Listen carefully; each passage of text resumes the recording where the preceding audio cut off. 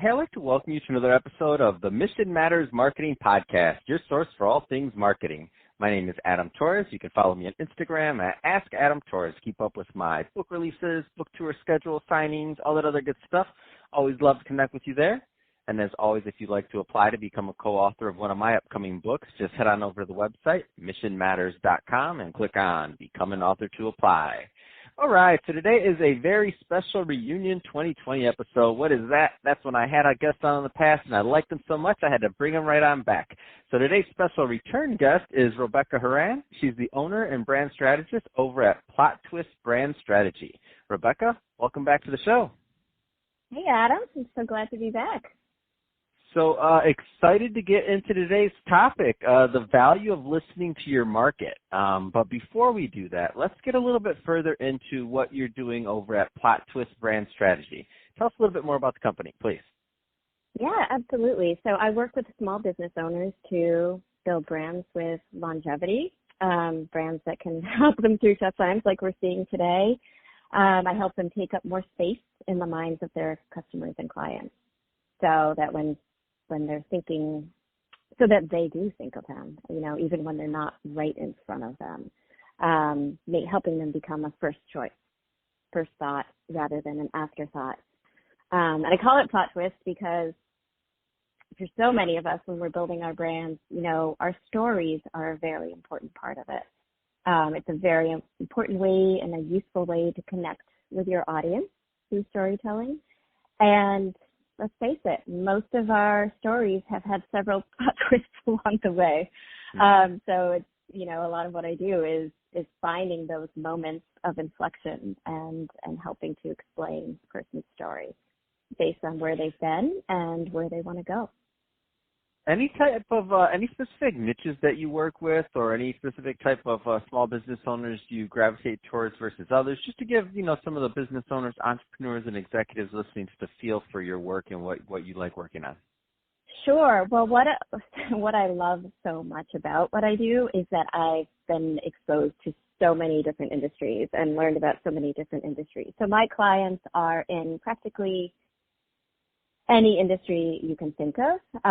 Where I've niched down is in terms of the service that I offer. So not in terms of the market that I serve, but what I do for any market that comes to me. So, whether it's someone in used car sales, relationships, financial advising, yoga, all of those and more, what I do can apply to each one of them in sort of similar but different ways. I think that's a great transition. Let's get into it. So the value of listening to your market. I mean, where do you want to start with that one? It's a big topic. I can actually break it down into some smaller chunks of advice, but just generally, listening is such a key to being effective at what you do. And I would say that goes beyond marketing. Listening, being a good listener is one of my core values of my own brand. And it's something that is just critical to having an effective business too. Also to being a good friend, to being a good partner, to being a good teacher, to, being good at whatever you do. I can't overemphasize the importance of listening. And I won't make a now more than ever decree here because, listening has always been important. I think anything that we might talk about today, whether it's listening, connection, meeting people where they are, these things have always been important. With what's happening right now around the world, I would argue that we're all sort of seeing the importance of it. It hasn't necessarily become more important, but given that worldwide we're all kind of experiencing something together at the same time, it's really underlined the importance of these things. So, where do you find some people go wrong with this? Because we've all been told, it's important to listen, it's important to, but what do you find are some of the common mistakes that people make in kind of this process? Yeah, not slowing down and taking the time to really get to know their market. And I don't just mean in terms of demographics, but I mean really understanding where they're coming from, what's right in front of them, what's worrying them, what their biggest, challenges are, also how they see themselves, how they want to see themselves, what their goals and hopes and dreams are for the future. I think that's just so critical to not just being able to be on point with your messaging, but also having empathy in your messaging and in your offerings so that you're really connecting with them in a very real way. You're not just throwing stuff out there that you think they should want or that they probably want. It's being much more methodical about it too, and really understanding who they are as people and connecting with them on that level. Wow. And so one of the things when it comes down to listening, I always laugh because people say, because I'm on a podcast that I interview people all day, and I'm like, I listen all day. I'm listening to hear what they want to say. I'm listening to their story. I mean, I feel like that's one of the differences on our podcast. But in my life, I mean, I've done that in other things. When I was a financial advisor, I was like 80% of the meeting. If it was a really good meeting, then I probably listened for 75% of the meeting. And then the rest of the meeting, I maybe asked some questions or I, gave advice, but depending on what the client wanted, right? But I think that core listening piece is critical. What are some things or what is the thing tip that somebody can do to maybe improve their skills on listening to what the market wants for them or from them?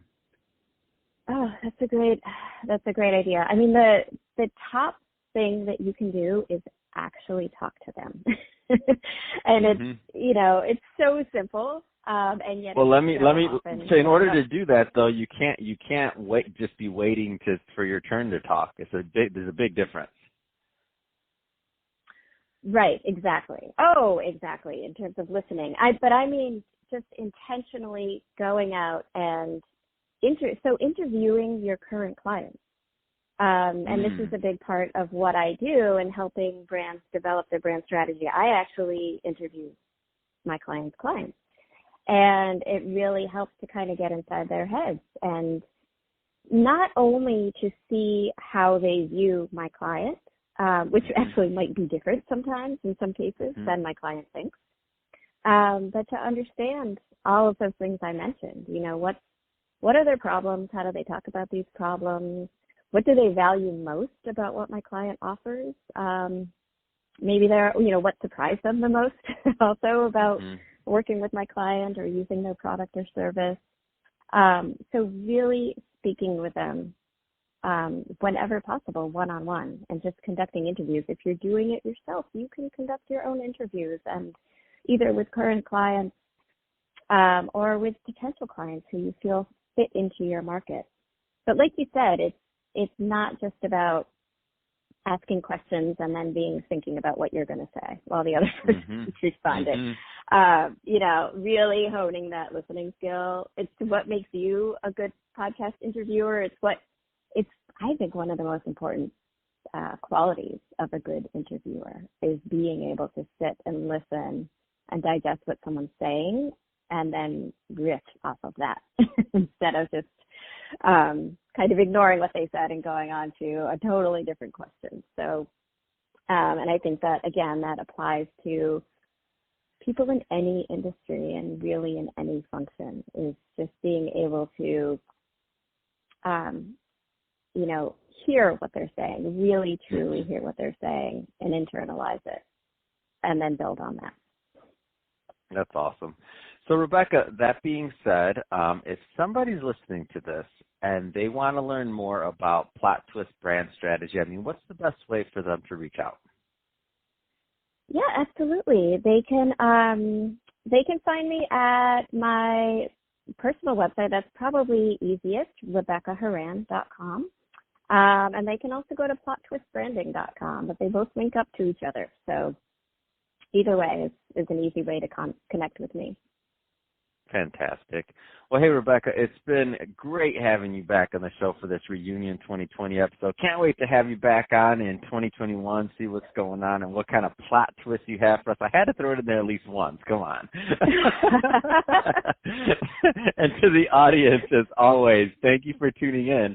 Hope you got a lot of value out of this. If you did, don't forget to go to the website, missionmatters.com. Give us a subscribe. And also, if you're watching this on our YouTube channel, Mission Matters Marketing, definitely give us a subscribe there, but also leave us some comments in the video. I'd love to hear what you're doing and what kind of plot twists you have going on in your life. Had to throw it in again, Rebecca. And thank you again for coming on the show.